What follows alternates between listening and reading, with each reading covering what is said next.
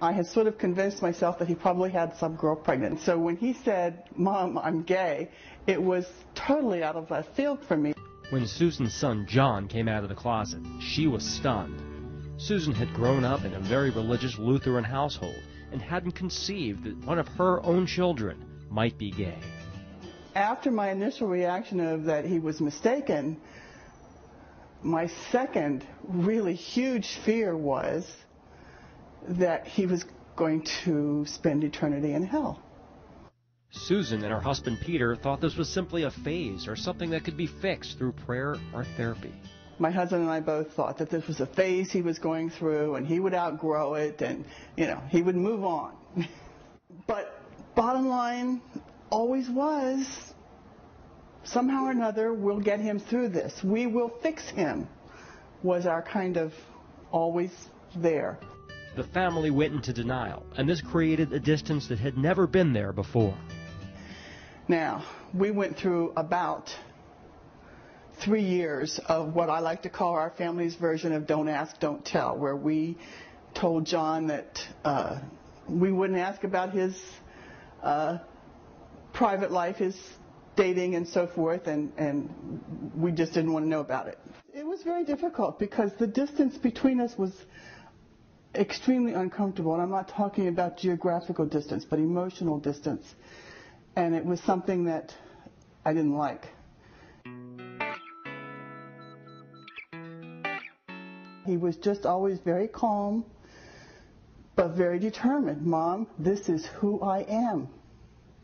And it took me a long time to actually hear, and not just hear it with my head, but hear it with my heart, what he was saying.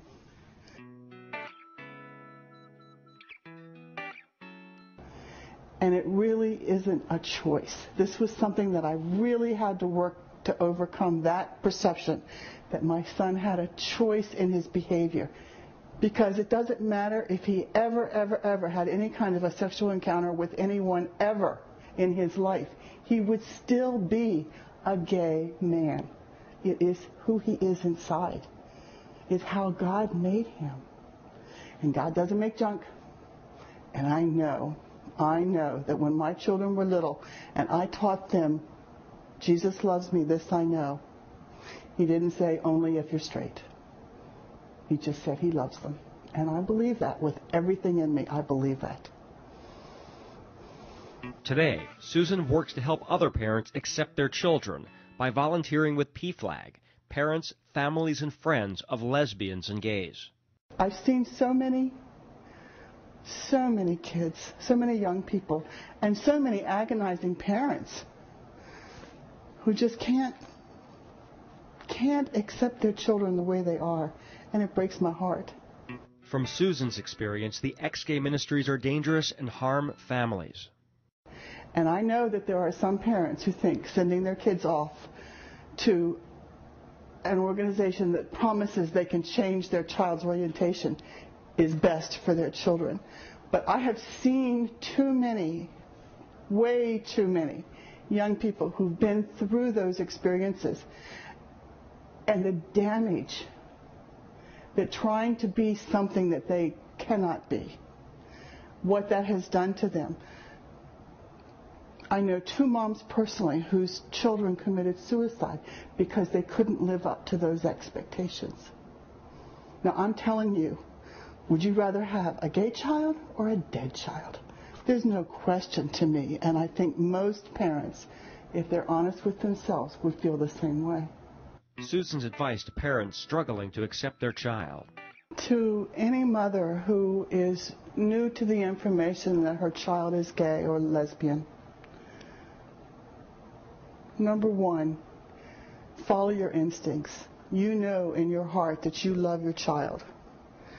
You know in your heart that your child is good.